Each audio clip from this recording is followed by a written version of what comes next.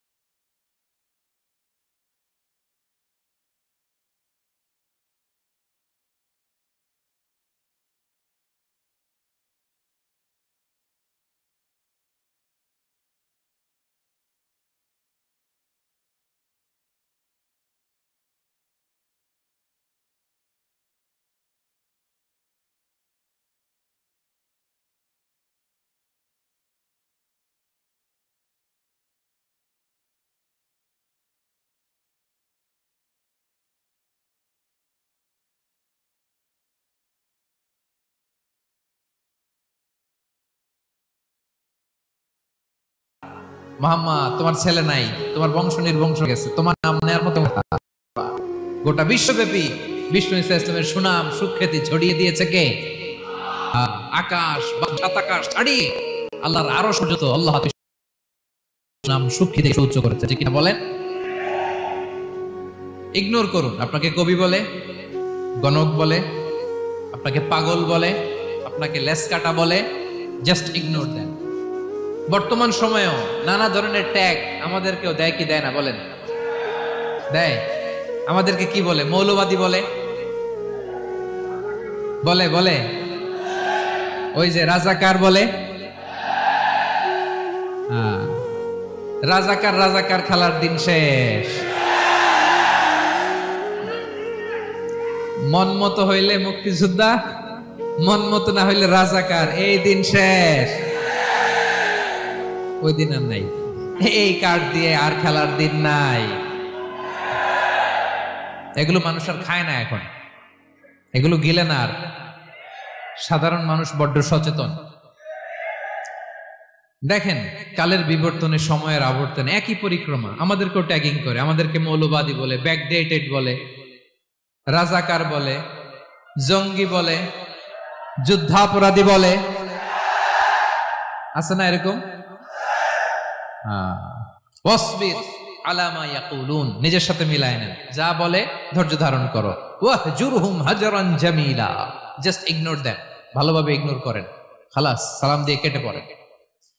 তাহলে প্রিয় ভাইরা, এই বিপদ আপদ আমাদের পিছু ছাড়বে না, পিছু ছাড়বে না। নবীদের পিছু ছাড়ে নাই, আমরা কোথায়? আমরা আর কি?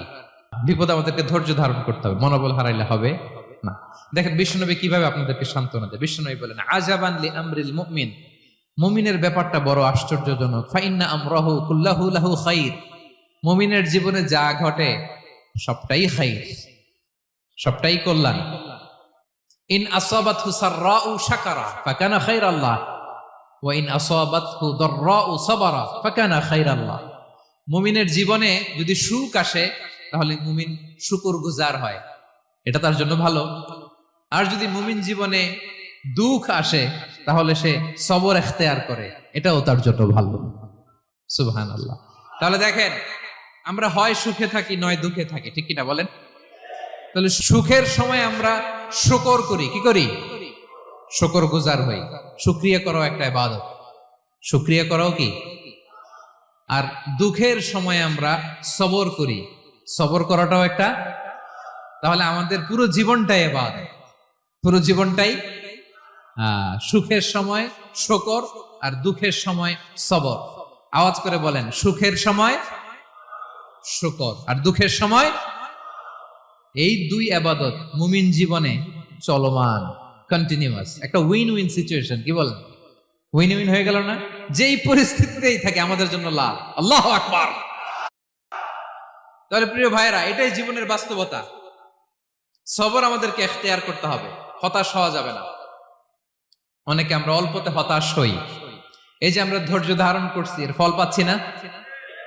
দীর্ঘ 1.5 দশক ধরে ধৈর্য ধারণ করছেন না আপনারা?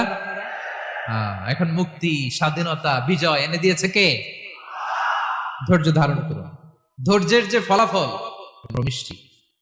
ধৈর্য এমন একটা গাছ, এই গাছের সারা কাটা, কিন্তু এর ফলটা বড় মিষ্টি। ধৈর্য ধারণ অভ্যাস করতে হবে প্রিয় ভাইরা। মুমিন হতাশ হয় না, হাল ছেড়ে দেয় না। মুমিন ভরসা রাখে একজনের উপর, তিনি কে? লা তাইআসু মির রাউহিল্লাহ ইন্নাহু লা ইয়াইআসু মির রাউহিল্লাহি ইল্লাল কওমুল কাফিরুন। আল্লাহর রহ থেকে, রহম থেকে নিরাশ হয়ে যাও না। কাফির ছাড়া, অকৃতজ্ঞ ছাড়া কেউ আল্লাহর রহ থেকে, আশা থেকে নিরাশ হয় না। শয়তানের সবচেয়ে বড় মিশন হলো আমাদেরকে হতাশ বানানো, এটা খেয়াল রাখবেন। শয়তানের সবচাইতে বড় মিশন কি? আমাদেরকে হতাশ করে দেয়া। হতাশ বানাইতে পারলে সে সাকসেসফুল, খুশি। কিন্তু আমরা এত সহজে হতাশ হই না, আমরা নিরাশ হই না, আমরা বিপদে হাল ছেড়ে দেই না। আমরা ভরসা রাখি এক মহান সত্তার উপর, তিনি কে? মনে থাকবে, বিপদ আসলে ভেঙে পড়বেন, ভিসা না হইলে কান্নাকাটি শুরু করবেন, ব্যবসায় লস হইলে হাউমাউ, হতাশ হবেন, ভেঙে পড়বেন। ধৈর্য ধারণ করব আমরা। আওয়াজ করে বলেন, আমরা কি করব?